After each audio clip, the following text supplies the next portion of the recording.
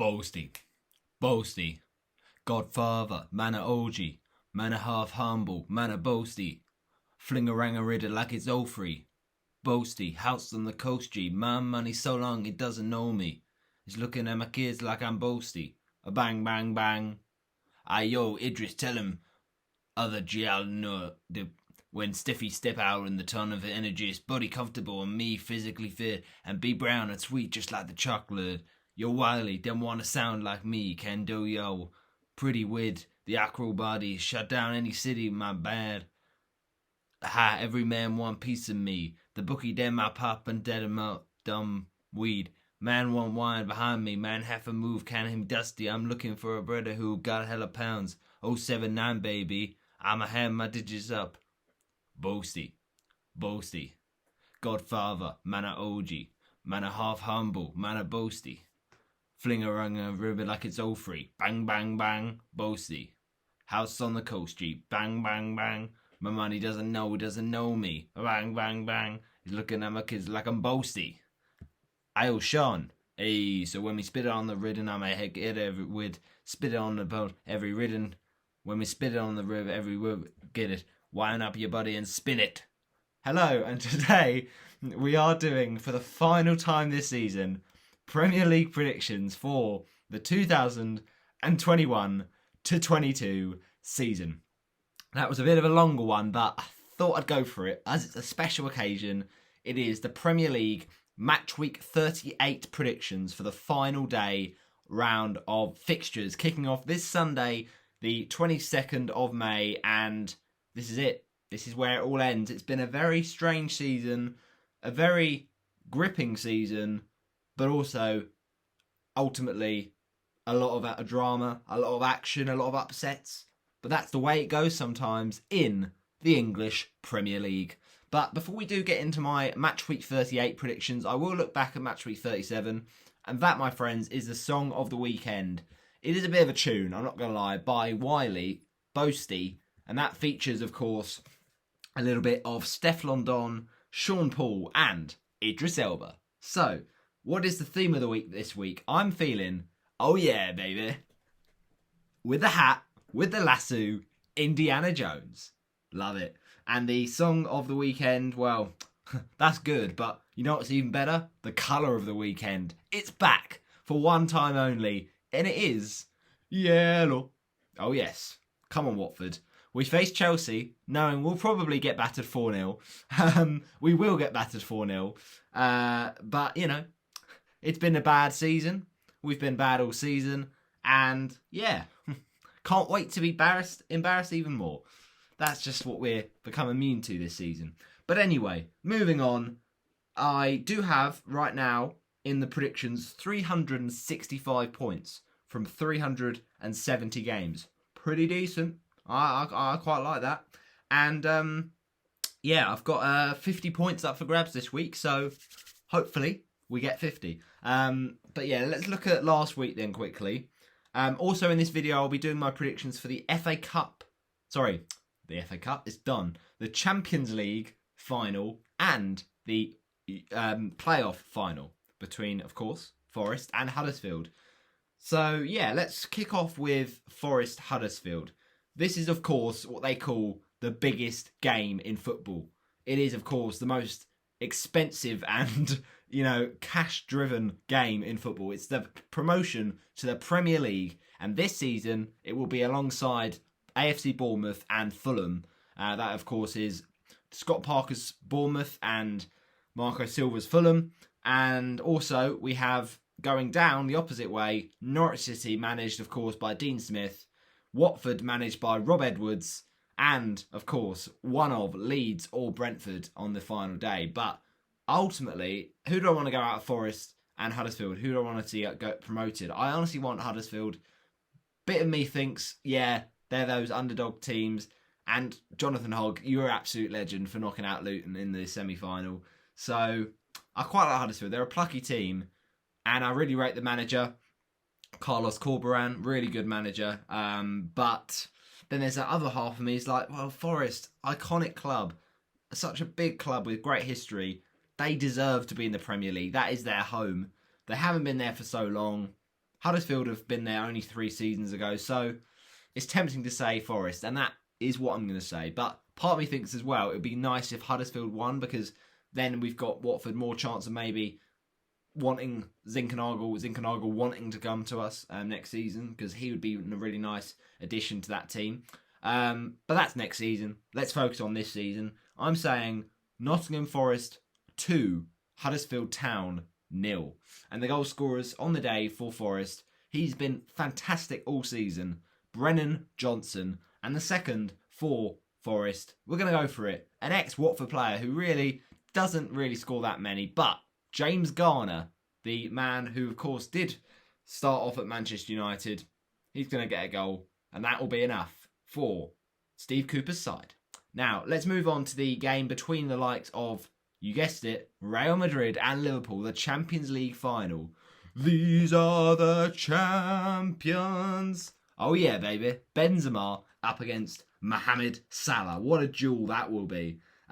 This is a great game for a few reasons. Number one, unbelievable Real Madrid in the semi-final. Those goals from Benzema, that comeback at 2-0 down, they don't care. They broke the odds. And then you've got Mo Salah, who has been unbelievable this season, has got previous against Real Madrid, but also bad previous against Real Madrid, with, of course, Sergio Ramos in that final getting him injured. Don't know whether it was intentional. Ramos is known for that, but you'd have to ask him personally. It was an absolute gutting blow for the Egyptian, who went off, I think before half time with an injury to the shoulder. So he'll want payback. Real Madrid want trophies, and they have looked really good this season under Ancelotti. So you can see it happening, this Champions League trophy. And Liverpool, look, they might miss out on the Premier League, but they would love to do it again in the Champions League. And, you know, they've won the FA Cup. A triple would be pretty special as well. So it's a big game for many reasons. Also, can I just say that, oh my gosh, Liverpool, they are unbelievable. They put out like a second string team and go 1-0 down in the 13th minute, but yet still win. They are the mentality monsters. So that's going to be really important for this match in the Champions League final. So it is a big game. 28th of May is the date for your diary. It kicks off, obviously, quite late as well, 8 p.m, but it's fully worth it because these two giants will be going toe-to-toe, and it's unmissable, really. This season's final, though, will be staged at France, their national team stadium, Stade de France, and in Paris. So, yeah, it's the third time it's held the final, and it can hold 80,698 fans, which is pretty mad. It will be on BT Sport, so it's a shame that if you people don't have BT, but in previous seasons it's been live streamed on YouTube, so could still happen. That could be a great weekend match for you to feast your eyes on. Also, Real Madrid, they're the kings of Europe, aren't they? Champions League's most successful team with 13 trophies compared to Liverpool's 6. But Liverpool have been amazing this season as well. And Klopp's fiery front line has netted 30 goals in this season's competition, whereas Real Madrid got 28. So expect goals, goals, goals, and some. Now that's of course going to mean it's a 0-0, just like Liverpool did in both the Carabao Cup and the FA Cup. But look, let's hope there's a bit more, rock and roll football here. I mean, you look at Liverpool, Fabinho faces a race against time to be fit because he is on that hamstring injury right now. And also, Virgil van Dijk, a race against time. Mohamed Salah, give or take, should be alright because rumours that he was in training ahead of the last Premier League match against Wolves on Sunday. So that's at least positive for Liverpool. But they've had a few injuries recently. And it looks like Vinicius Junior should be alright. He should play. So, there are some injuries there, but majority should be alright. And also, Liverpool, they're so hyped, aren't they? Because they're the first Prem team to reach every single cup final, whilst Ancelotti, where he's on course to win a record 4th European title. So, the gaffers are pretty special. The kits have been confirmed for this clash on Saturday, and Liverpool are the home team for the final, so they'll be wearing their all red, whereas Real Madrid, the white kit, doesn't clash. Simple. So that's quite nice. Traditional club colours. The seats, well, Liverpool and Real have both been allocated 19,618 tickets for the final. The cheapest seat though is £50.32, which is mad. The most pocket damaging ticket though is an eye-watering, yes, very much so, £578.63. Now, I'm not being funny. I'd rather just not even bother. Both finalists, though, will pick up a juicy little pot of £14.3 million just for reaching Paris. I mean, that is a joke, an absolute joke. But the winner will get a bonus of 4.1 million if they lift the trophy. So you know why this is such a heavily contested clash. So let's talk about the key players for this game in Paris. The stage is set for sure. Here is what I'm thinking, right? You got Liverpool, record breakers in the group stage, became the first English club to win all 6 of their group stage games, despite tough opposition against Porto, AC Milan and Atletico Madrid. Key man for Liverpool, Mohamed Salah. Of course, he's a big game player, as is Thiago, and Luis Diaz has been an unbelievable signing. Sadio Mane, of course, it always comes up with important moments. Divock Origi, dare we say it. Well, of course, he hasn't had a lot of games, but he has scored big goals. Home to Everton, away to Wolves, and of course, that Champions League final goal in 2020. So, yeah, I'm not sure about this. I think, well, I say I'm not sure about this. Ultimately, I think, was it 2020? No, it was 2019, I think. But going back to that, yeah, I think Liverpool have got to be favourites, haven't they? Really? To get the triple, even the quadruple, possibly. But round of 16, San Siro, they've done it on that stage. Firmino and Salah sealed a 2-0 win that meant Liverpool still went through, despite that win for the Italians in the second leg. So, Liverpool, they haven't got a second leg this time around, but they are mentality monsters, as I said before. But quarterfinals, I mean, they were Liverpool, honestly, unbelievable, because that performance against a really good Benfica side was just inspired, and they saw it out just about. But Luis Diaz, he's on flames at the minute for Liverpool, and it was a crazy 3-3 draw, of course, but that was enough. Liverpool were through, and then of course that shock game, obviously Villarreal were always going to make it tough for the Reds, and 2-2 you thought all to play for, but as I say, they turned it around. They're mentality monsters. 5-2 on aggregate is fantastic. So top scorer in the Champions League, Mohamed Salah, 8 goals. Just absolute king. The Egyptian running down the wing. But Real Madrid, let's talk about them. I mean, they really had a bit of a weird start to the competition with that defeat to Sheriff. I mean, the world was shook when they lost that game 2-1 at the Bernabeu. But then, of course, Los Blancos, they topped their group comfortably, winning every other game. So look, they are just as much mentality monsters as this Liverpool side. Of course, that legendary game between PSG and Real Madrid, where you'd imagine Mbappe would move on, but let's see what happens. But the aforementioned Frenchman looked to have given PSG a big advantage. He did, of course, score first in both legs, but Benzema, he finds a way through, and the hat-trick was just unbelievable. Turned the game on its head. And then the quarterfinals, I mean, just about. It was crazy, really, against Chelsea. But Benzema's there again. Vinicius, was good as well. But ultimately, Benzema, it was all about Benzema. King Karim, the hat-trick at Stamford Bridge. I mean, crazy. He also scored in the game at Real Madrid to win it 5-4 in aggregate. I mean, what a game. I mean, the handball on Alonso was harsh, but look, still, how Real Madrid managed to win that game, just crazy, crazy stuff. And let's not forget the Champions League classic. I think it'll go down in Champions League folklore. The 2 matches against Manchester City. Honestly, that was not going to be a tougher test for Real Madrid, but they still came through it. And that was amazing matches. Like, football at its finest. The 4-3 goal fest at the Etihad, City had the slight advantage, but even at the Bernabeu, you thought, City might do it here. But Real Madrid they rose to the occasion once again, and 2 late goals from Rodrigo. I mean, that was the moment of magic, really, sending them to Paris.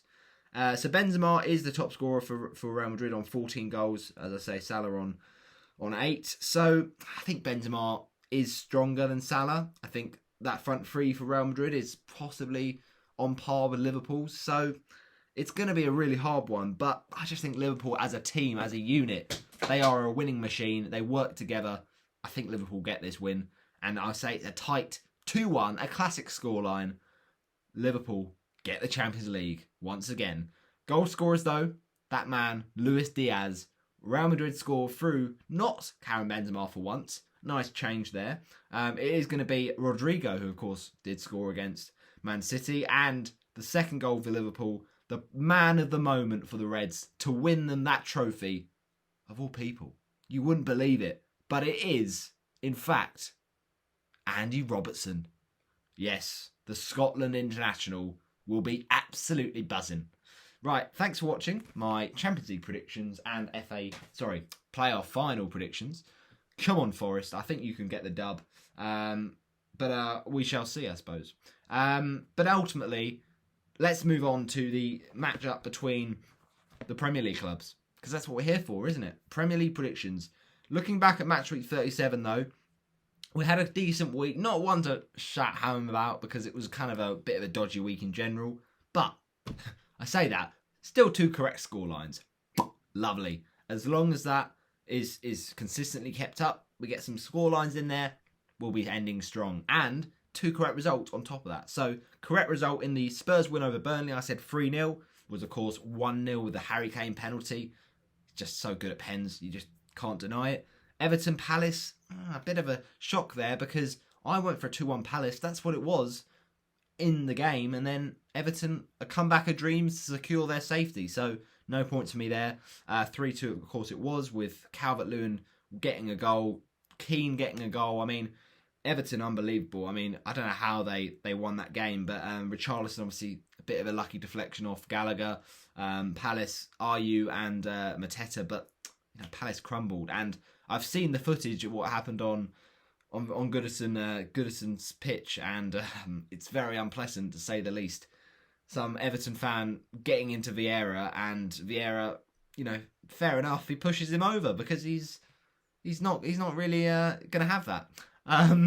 Yeah, it was a bit weird to go on the pitch. I know Everton are happy they're safe, but come on, it's Everton. They're a big club. It's not like it's Forest Green have stayed up in the Premier League. Like, chill out. But anyway, Newcastle-Arsenal, shambolic from the Gunners. Really, really poor. I said 1-0 Arsenal. It was, of course, 2-0 to Newcastle. Newcastle absolutely head and shoulders above that Gunners team and show much more fight, so much more passion.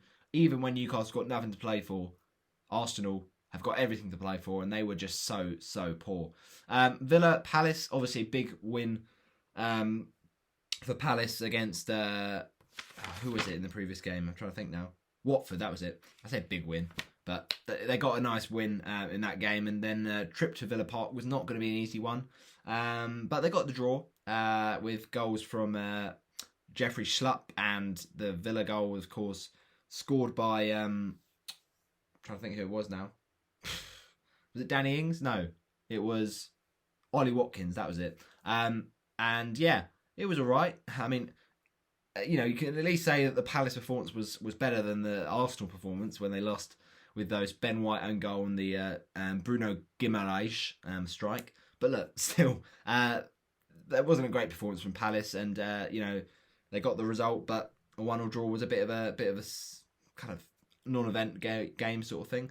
Villa Burnley, huge for the for the bottom fight relegation. Burnley needed a point to get out of the top 3. The top 3, I keep saying the bottom 3, and they got that point. Crucially now, I say crucially, but it's in the balance. However, Leeds' goal difference is so much worse than Burnley, so all Burnley need to do now is match the result or better it, and then they've got it. So yeah, it is a good situation for Burnley. Ashley Barnes coming up clutch with a penalty in important circumstances, and Emi Buendia with a nice finish, good cross in from John McGinn, and a nice volley. But Pope All these English goalies, honestly, beginning with P, I can't deal with it. And ultimately, it was a great man of the match performance from Pope. Made some big saves, but he couldn't get that one after a few bites of the cherry. Everton Brentford. I mean, honestly, how did Everton lose this game? Just like I say, how did they win the Palace game? How did Everton lose? You know, to say that Brentford were pretty poor in the first kind of few minutes is an understatement. Everton were all over them, and they go 2-0 up. You think, yeah, that's that. But Everton come back and really, really great performance. I say 2-0 up. Was it 2-0? No, sorry, it was 1-0. Apologies. Everton went 2-1 up at half time, and then, of course, we knew what happened. Brentford came back. But 3-2 win for the Bees. I mean, Richarlison, he finds ways to score goals. Scored the penalty, of course. Ultimately, a good win for Everton against Palace, but they wouldn't have, wanted that to happen because Brentford was just a wasted opportunity. But look, they're safe; they'll take that. Big result for Everton in the end of the day. Also, own goal there for Seamus Coleman. You feel for the lad really. Made a mistake against Palace. Own goal against Brentford. It's not been his season. And also goals for Brentford. One from Wissa, one from Wissa, and the third for I'm trying to think who it was now. Rico Henry, of course. And of course, there's no doubt that the abuse that he suffered and his family, and also Ivan Toney after the game, or during the game even, absolutely unacceptable. So good result for Brentford. They've just been unbelievable all season. It's as simple as that. They've been a Premier League club from day one after that win against Arsenal. Leeds Brighton. Now this, I feel like Leeds were actually not that bad, but they still go down 1-0 and they get another player sent off. I mean, how many of these players are going to get? Or maybe I'm thinking of, did they? Or no, I'm getting confused. They didn't get anyone sent off. But the point is, they still play poorly. And went 1-0 down. Welbeck with the goal. You think that's in trouble for Leeds, but they get a late point. Pascal Struijk, of all players. He's played quite well this season, to be fair, Struijk. But, he pops up with a rare goal and at the back post heads it past Sanchez, who, to be fair, made a few saves, but obviously couldn't get the ball out ultimately. No points for me there again. I've not had a great start to the old prediction. 6 points so far. Can I just say, though, Villa 1, Burnley 1. Correct score. Thank you very much. Watford Leicester 2-1 I went with. It was, of course, a 5-1 to Leicester. Absolutely. I don't know how I even phrase that.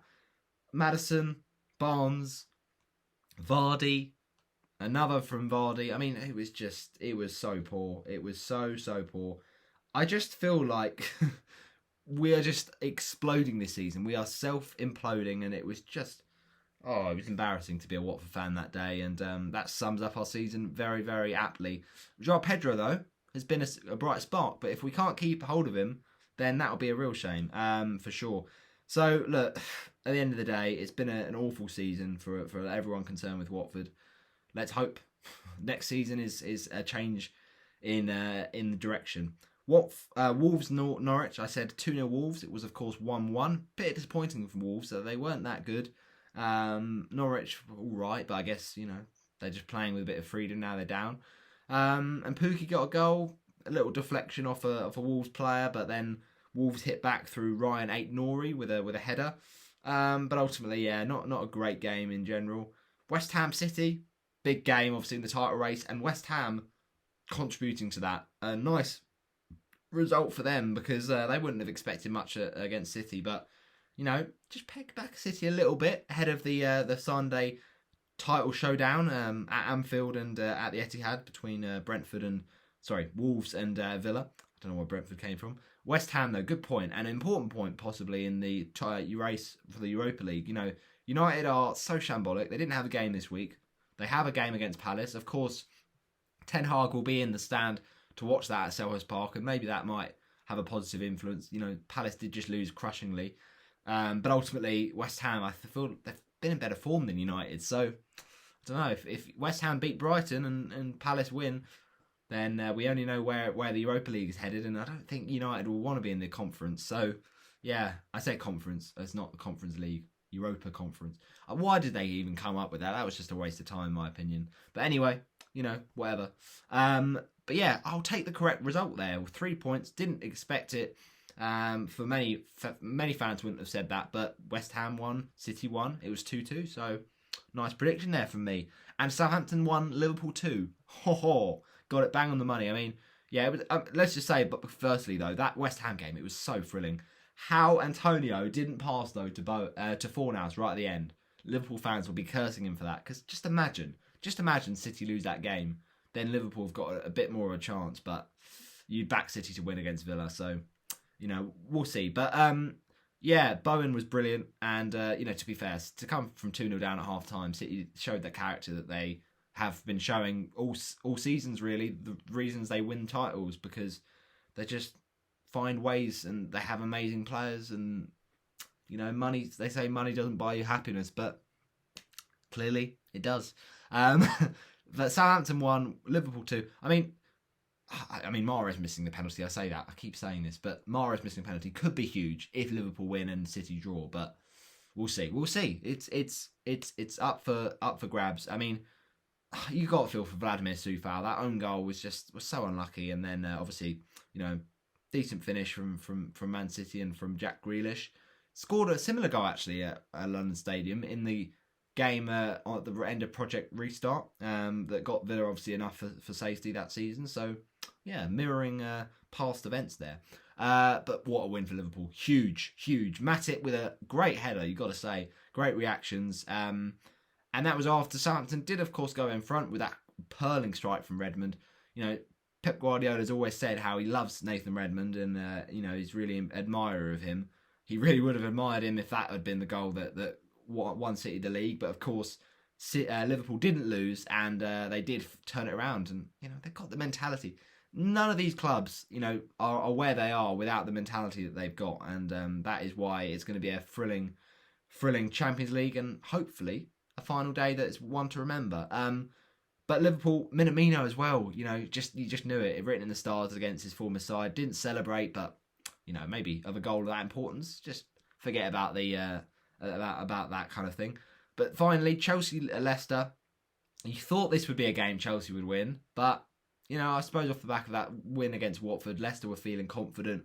Maddison has been unbelievable this season. I mean, that's his 17th goal, I'm pretty sure, in all competitions. What a season! Even though he's been out injured for a lot of it, and he started the season really slow. It's just like he's really picked it up. So yeah, he's been Leicester's main man really. But Vardy obviously back fit against Norwich a couple of weeks back, and he was lively, but obviously not on the score sheet. Although he does often score against the Blues. So yeah, interesting. But ultimately not enough for Chelsea. And they have confirmed third, but it's not been a great end to the season for them. And ultimately, there's going to be a lot of players going out next season with the new takeover, with the new ownership of Chelsea. So yeah, I'm interested by that. I say takeover, but it's not money injection. But I mean, it's new pair of hands, moulding the club. So yeah, honestly, Chelsea were all right in that Leicester game, but they waste chances. Lukaku waste chances. Pulisic really should have scored a couple of times. But nice finish from Alonso. He's ended the season well, to be fair to him. And he has done it often against Leicester, so we probably should have seen it coming. So yeah, 14 points, take that. But let's move on to match week 38 then. The round of fixtures that decide the season. Here is the standings as it stands. And I think ultimately that we won't see much more change. I think there's 3 spots that are really up for grabs in terms of huge pressing issues. Liverpool, City, Burnley, Leeds, Arsenal, Spurs. As simple as that. Top 4, relegation, title. And I think it's pretty simple. I could have called this a couple of weeks ago, but Leeds, Spurs and City will fill those spots. Leeds will go down, City will win the league, Spurs top 4. I think we know that. But there's always been other upsets. And I think the thing of Villa, if they get a point, and also they did bench Ings and Coutinho ready to be fit for this game. So, the narrative is there for Gerrard to win it for his former side, Liverpool, the title at Etihad, and have another Aguero moment. Coutinho! Do not scratch your eyes. I swear you'll never see anything like this ever again. But yeah, let's see. Brentford Leeds, though, we're going to kick off. It is at the Brentford Community Stadium, and it is on Sky Sports. And this, my friends, is pretty big. Now, Brentford, obviously, they've had a great season. They've been pretty strong all season at home. 11th in the table. They're trying to get top half. And they're, to be fair to them, only 2 points off that. So, they need to win quite heavily. If Brighton were to lose, for instance, they would have to hope Brighton lost by about 3 goals, or maybe 2 goals, and Brentford win by 1. So ultimately, yeah, that will be interesting. But I think Brentford, they're pretty strong at home. I fear for this Leeds team because Leeds have got an away game. Their goal difference is -20 worse than Burnley's. I honestly feel for Leeds right now. I honestly do. I kind of want Burnley to go down. I'm not going to lie, because their style of football is just so boring, and they just scrape through. They always find a way. Burnley, they're just one of those annoying teams. Fair enough, it works, but it's just like it shouldn't feel like it deserves to, if that makes sense. Leeds, on the other hand, they have played since they come into the Premier League in the last season. They've played amazing football, right? But they can't always do it. They can't always be expansive against every team, and ultimately the defence has leaked goals this season. So Jesse Marsch, to be fair, he's done quite well since he's come in. And after the Demons post by Bob Bradley at Swansea, Americans have not got a big kind of record at the Premier League. It's been a bit of a shocker, but he's at least steadied the ship from where it was under Bielsa. They had a bit of a more problematic period under him. So I think Leeds will go down, but I wouldn't be surprised to see Burnley go down. Like it's so big, this game. Leeds, they have to win. It's as simple as that. I mean, there is a situation where Burnley lose to Newcastle and Leeds win this game, or even get a point, Leeds and Burnley lose. But I don't think Burnley will be easily beaten by Newcastle, because they are Burnley at Turf Moor, as quoted by, of course, what was it? I'm trying to think now. The guy that supports Burnley, that's on Saturday Night Takeaway and was on I'm a Celebrity. Joel. I think it's Joel. Yeah. But anyway, the point I'm saying is, Burnley's a tough place to go. Turf Moor, happy place, all that stuff.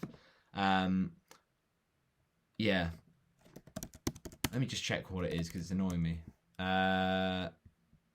Joel? No, I know it began with the J. It's Jordan North, of course it is. But anyway, yeah, I'm predicting Brentford. I think, to come to a conclusion, Brentford 2-1 win for the Bees. Sorry, Leeds.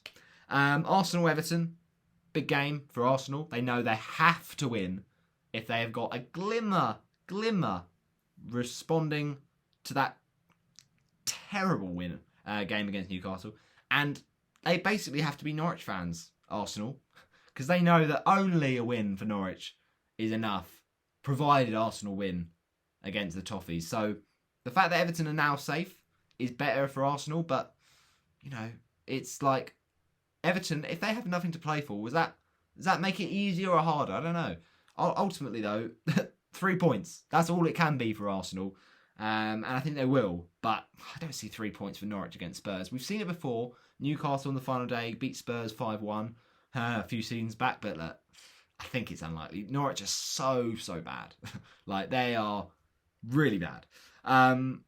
But, if we can finish above Norwich, as bad as we've been, Watford, then at least that's something. But, I don't hold out any hope. If we get battered against Chelsea and Spurs, sorry, not Spurs, if Norwich win against Spurs, I mean, I think the only scenario is that Norwich win. I mean, they're a point below us, Norwich, and I suppose in theory they could draw and then we lose heavily, but I think the goal difference is way too much, surely. So yeah, it would be interesting. But my point is, I don't think that Everton team will do enough to win. I think Arsenal have been fairly strong this season at home, even if they've not got top four as they would have wanted, you'd imagine. So 2-0, 3 to City against Villa. The reason I think that is they score goals. Big game players like Kevin De Bruyne, Joao Cancelo, Aymeric Laporte.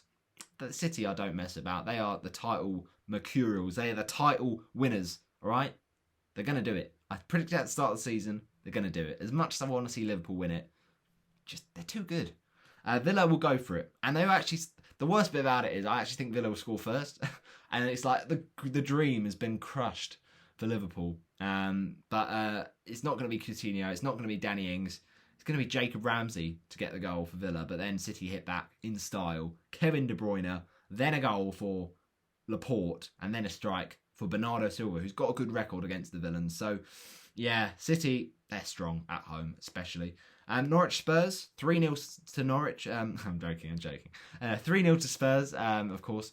I think Spurs, top four's wrapped up. They pretty much did that with the win over Arsenal. And, the point against... the win against Burnley was just, kind of confirming what we already knew. So, I think Norwich, I don't see them get anything. Spurs, obviously, Kane into this. Kane has got a few stomach problems or something, or like food poisoning, I don't know. It's quite ambiguous, but he'll probably be fine to play. And I think that partnership, Son and Kane, they are very, very strong.